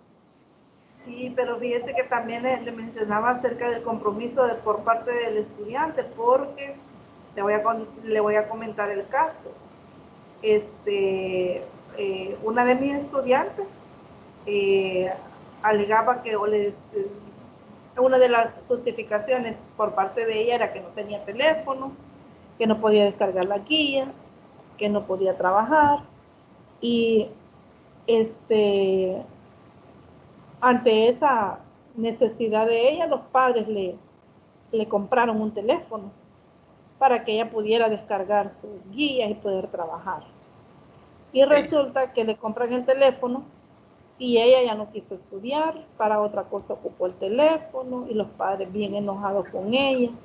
Y, ajá, entonces bien enojados porque dice, mire, me dijo, nos hizo que le compráramos el teléfono y de ahí ya no quiso hacer nada. Entonces a eso me refiero, que hay un compromiso también por parte del estudiante porque los padres hacen un esfuerzo. Son personas que trabajan en el campo y les cuesta ganarse el dinero, pues. Sí. Entonces hay un compromiso, ¿verdad? Que a veces los estudiantes no lo han adquirido. Y estudiantes que no se han adaptado a este tipo de modalidad, fíjese, no quieren.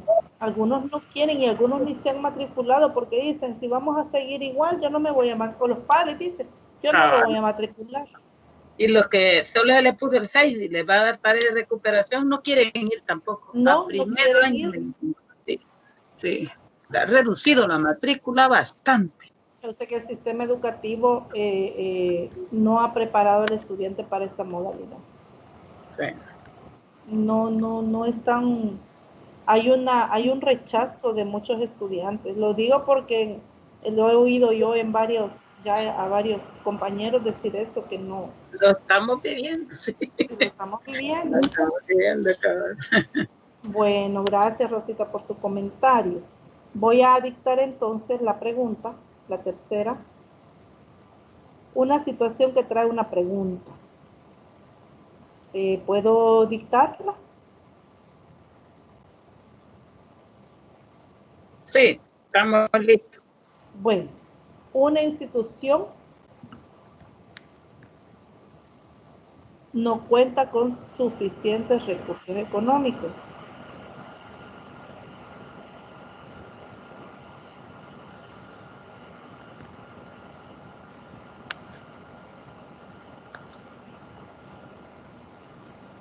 Estoy de acuerdo, Manuel, con lo que escribe. Bueno, continúo. Una institución no cuenta con suficientes recursos económicos para comprar ciertos recursos y medios didácticos.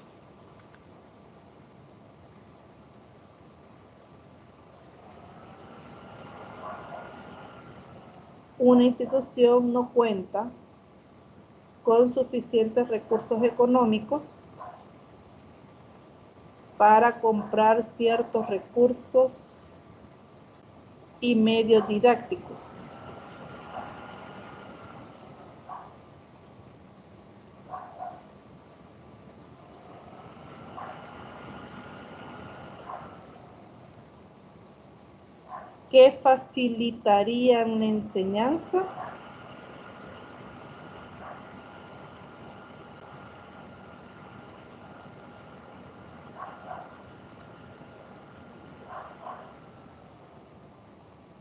Que facilitarían la enseñanza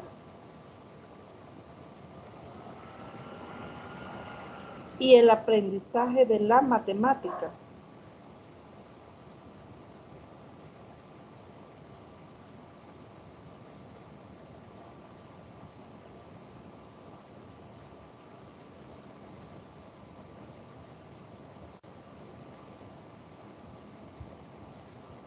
Coma.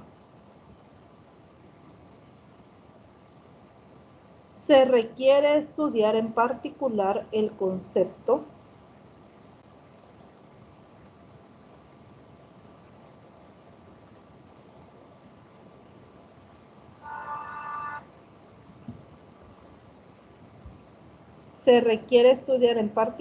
concepto semejanza de triángulos.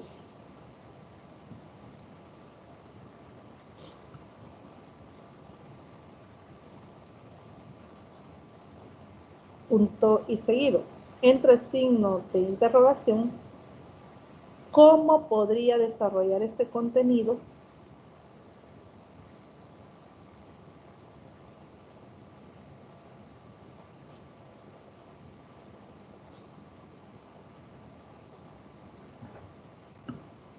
¿Cómo podría desarrollar este contenido utilizando material de desecho?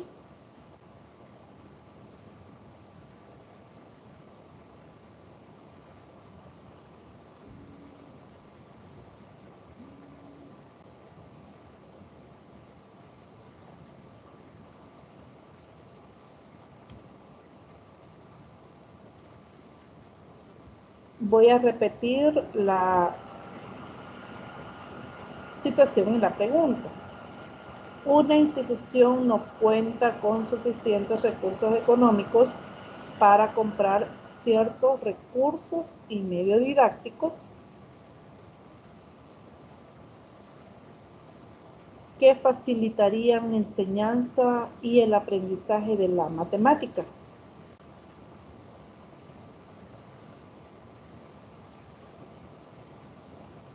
Se requiere estudiar en particular el concepto semejanza de triángulos.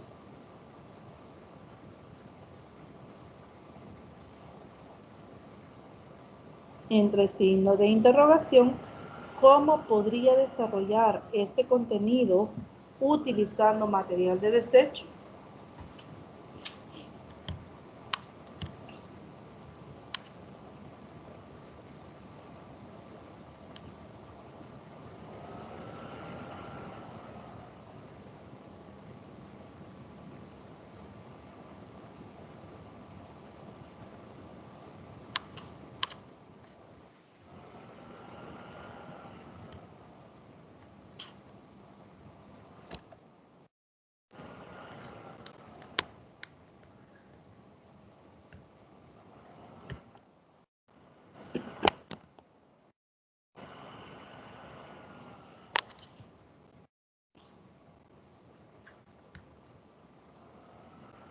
Muy bien.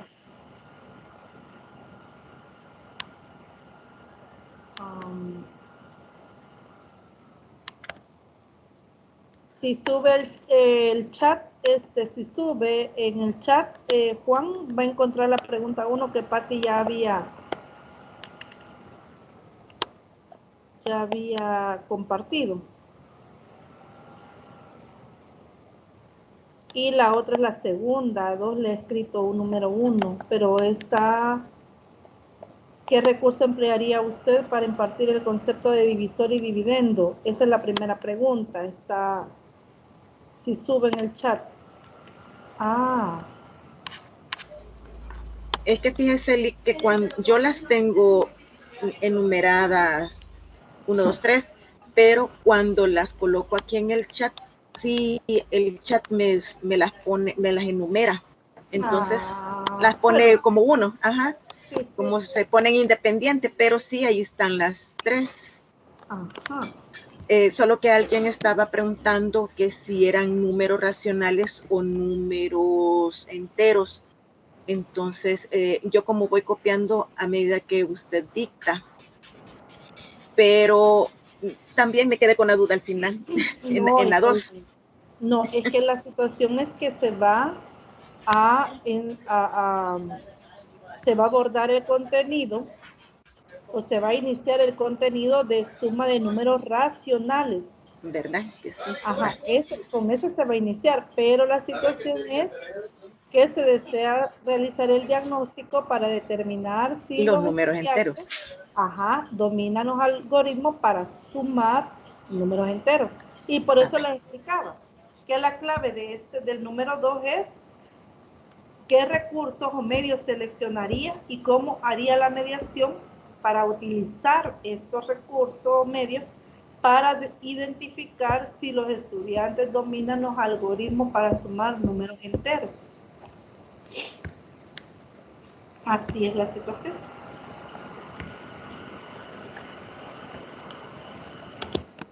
Y estoy observando que solo 11 están conectados, o sea que 11 podrían entregar la tarea.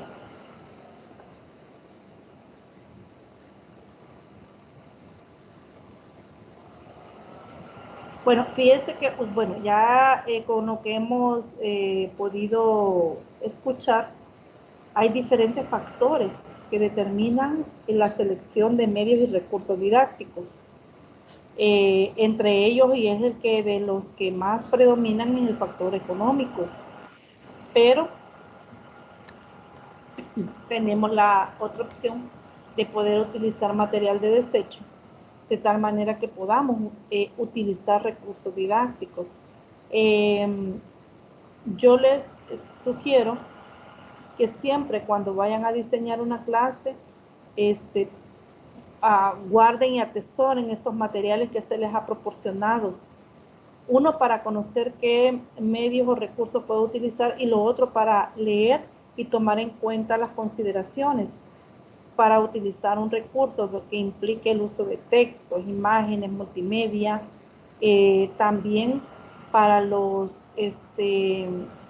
estudiantes que tienen problemas auditivo, visual, físico, también las otras consideraciones como los estilos de aprendizaje, también prácticamente las inteligencias múltiples, las características en cuanto a personalidad de los estudiantes, es decir, y sobre todo mostrar ante el estudiante, como lo mencionaba el texto, empatía, las consideraciones, y que los estudiantes también vean en nosotros que hay un interés por ellos, para que ellos aprendan, que no digan o ellos no vean que a nosotros como que no nos interesa si aprendieron o no aprendieron, porque muchas veces los estudiantes van avanzando así con un sentimiento de frustración, pero no es porque ellos no tengan la capacidad, sino porque muchas veces el docente no muestra interés para el aprendizaje en ellos. Así que nosotros vea una persona flexible, y fíjese, y que rompamos en la medida de lo posible ese mito, ¿verdad? Que el docente es el docente de matemáticas, es el más estricto, el más enojado, como dicen en el lenguaje de ellos, el más yuca, y que solo los inteligentes pasan. No, todos tienen la misma o deben de dársele las mismas oportunidades para que ellos aprendan. Así que esas son las, entre otras consideraciones, ¿verdad?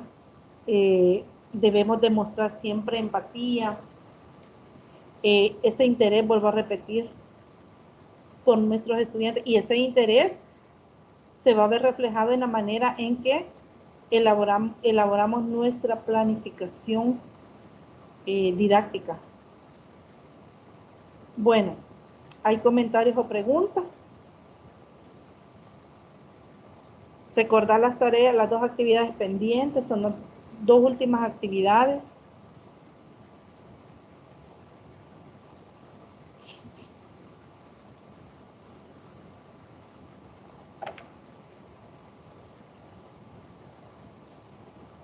Bueno, entonces si no los escucho, si ya no los escuché, ya no los voy a escuchar.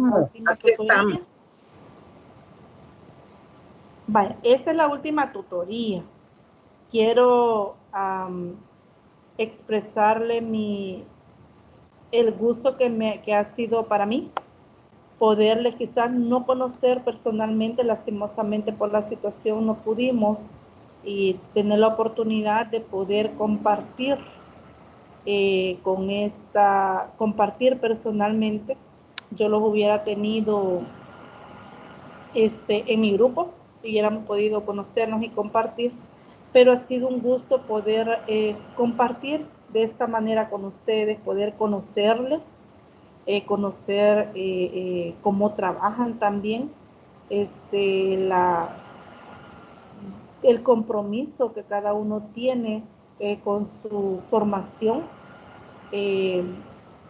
y realmente los animo para que sigan. Hay dificultades, pero siempre es posible cuando le pedimos a Dios primeramente, y segundo, hay una voluntad, ¿verdad? Por seguir adelante, no importa. Al final, ustedes van a obtener un título que reflejará en él todos los esfuerzos, ¿verdad?, que han realizado. Todo el esfuerzo, el sacrificio, se va a ver reflejado ahí, y la satisfacción de ustedes va a ser el haber podido lograr, ¿verdad? Y haber cumplido con la meta, que es haber finalizado su proceso de formación. Ser docentes es una tarea que todos los días se aprende. Aprendemos de todos, aún de los más pequeñitos. Aprendemos, ¿verdad? Si usted va a ser docente de los grados más pequeños, hasta de ellos nosotros aprendemos. Y sobre todo no se le olvide tener la humildad para reconocer que siempre vamos a necesitar de la orientación, de la guía, del apoyo de los demás para poder realizar de la mejor manera nuestro trabajo como docentes. Hay una gran responsabilidad que cae sobre nuestros hombros, y esa responsabilidad siempre la debemos tener presente para poder llevar a los estudiantes a un proceso de aprendizaje de tal manera que ellos aprendan, y sobre todo que le encuentren el gusto a la matemática, y no fomentemos la apatía ni el rechazo hacia esta disciplina que es muy bonita. ¿Y pueden aprender todo? Sí, pueden aprender. Bueno, doy el espacio para unos 2 comentarios y finalizamos la tutoría.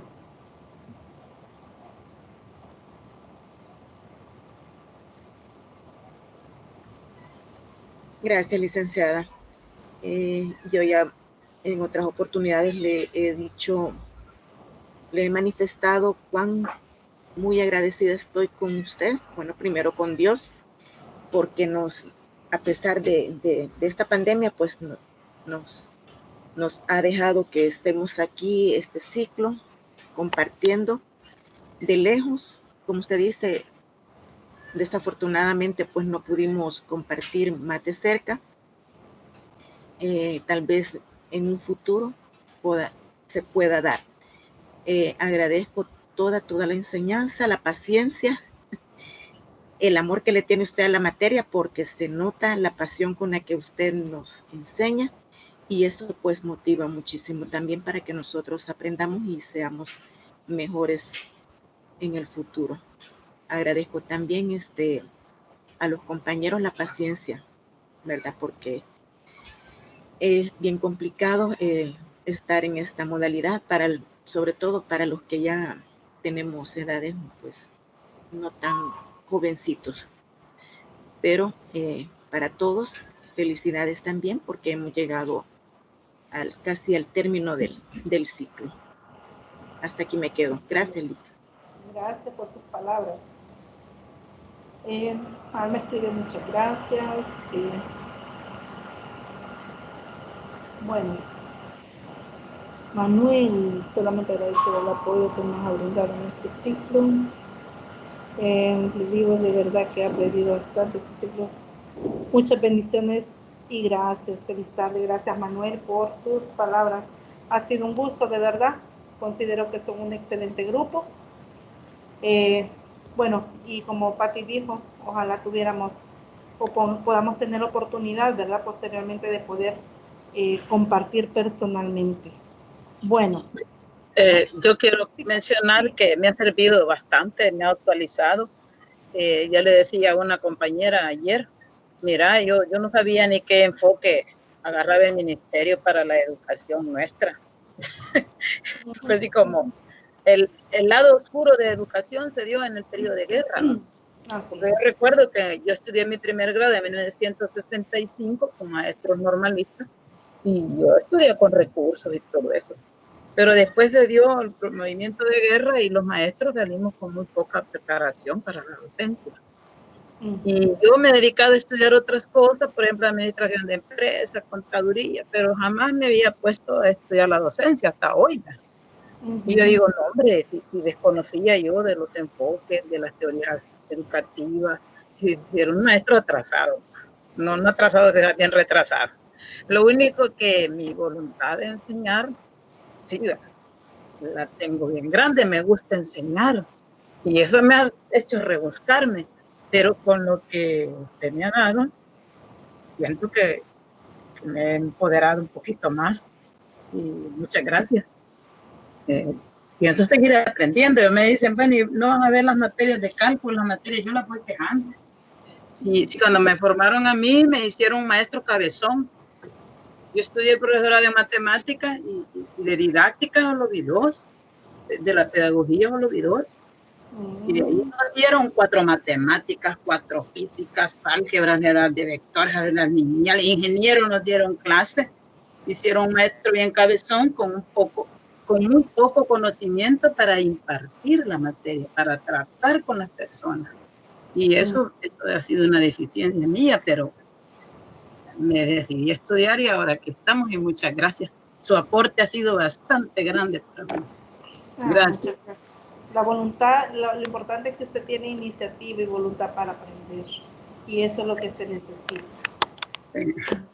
Bueno, gracias por todo. Porque fue él, sí, la que escribí. Bueno, éxitos y bendiciones en la finalización de este ciclo. Siempre estoy pendiente de ustedes.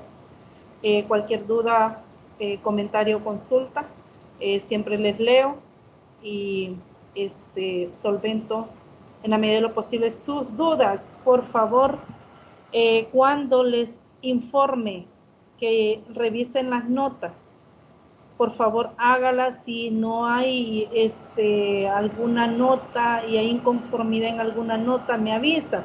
Y hubo una pregunta, por favor, acá, y creo que, bueno, una pregunta que me hizo Eric, si no me equivoco, sobre un porcentaje de una nota. Fíjese que hay unas, por ejemplo, fue la nota de los talleres. Los talleres tienen un porcentaje y como el sistema solo permite que se puedan registrar hasta 10 actividades máximo, y como si usted ve, hay bastantes actividades, son más de 10. En el expediente le va a aparecer algunas notas, pero esas notas reflejan porcentaje y no la nota misma. Explico esto porque algunos dirán, mire, tengo bien baja la nota. Puede ser que no sea la nota, sino que sea el porcentaje. Explico esto porque puede ser que sea la duda, ¿verdad? Y por ahí algún estudiante tenía esa duda, entonces le comentaba a la licenciada y esto me explicó. Entonces, esperar los resultados. Si lo que está en plataforma no coincide con lo que usted mira en el expediente, por favor infórmeme. Y Rosita, tengo pendiente la nota de su informe también, y Patti por ahí también me hizo un comentario sobre una nota, también estoy pendiente para reportarlo a la licenciada. Bueno, feliz fin de semana. Gracias. Bendiciones para todos y de Gracias. verdad Igualmente, nuevamente ha sido un gusto. Gracias.